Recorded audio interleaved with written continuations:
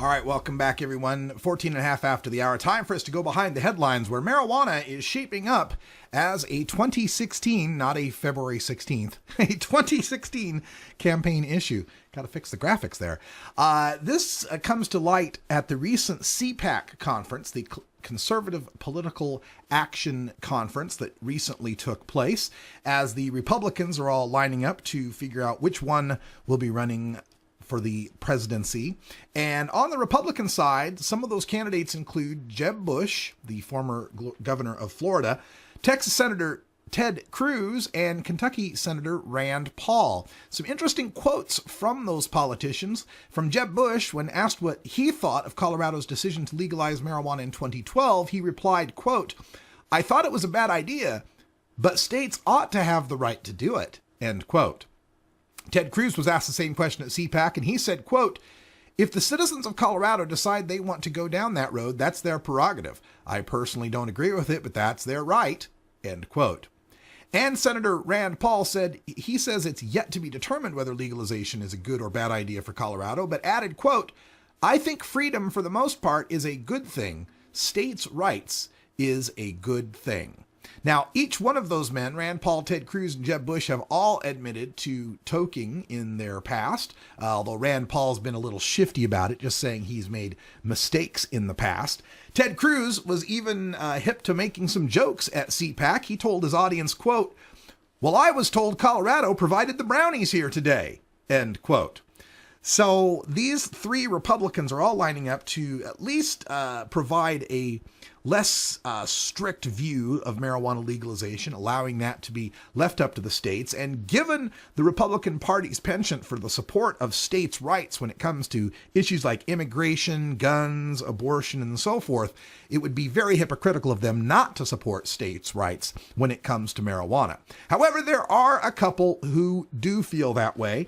Scott Walker, the governor of Wisconsin, has been virulently against marijuana legalization in many interviews that he's given. And of course, the Republican governor of New Jersey, Chris Christie, has been against marijuana legalization for any purpose, even medical marijuana. So it's not all good on the Republican side of things.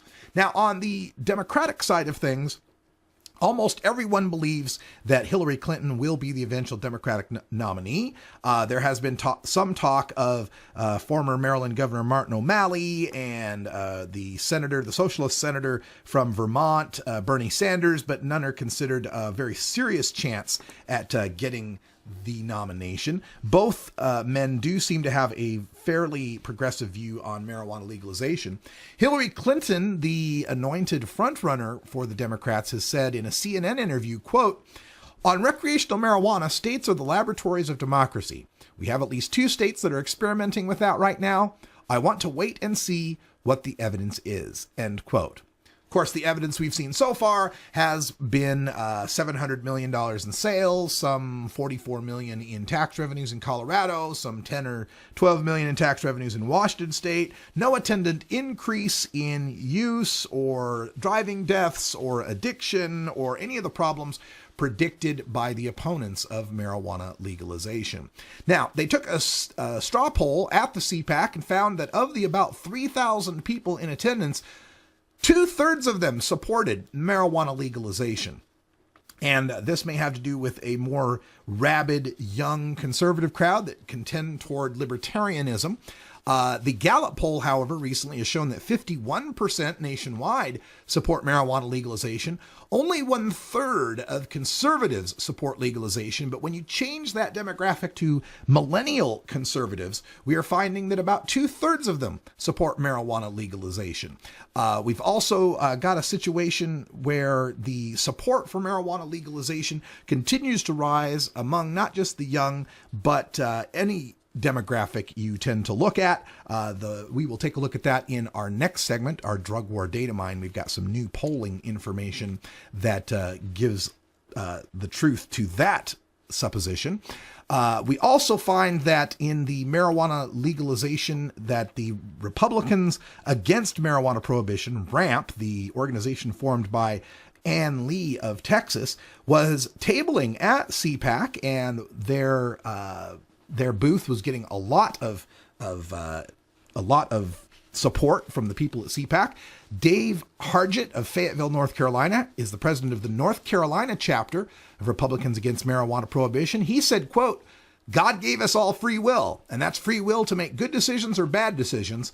It's not the government's place to tell me what I can and cannot do. And that's a message that resonates for Republicans under the age of 40, according to John Bauckham, the president of the Houston Young Republicans, who touts Rand Paul's candidacy by saying, quote, first of all, I think he's somebody who can win. We don't see a lot of the candidates reaching out for that demographic, except